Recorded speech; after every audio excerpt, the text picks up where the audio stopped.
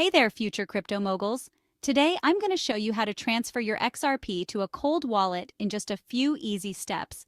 This is a critical move to keep your investments safe from hackers. Let's dive right in. First, you need to set up your cold wallet.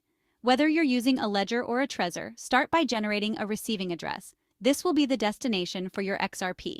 Next, open up the exchange or hot wallet where your XRP is currently stored. Look for the withdraw or send option.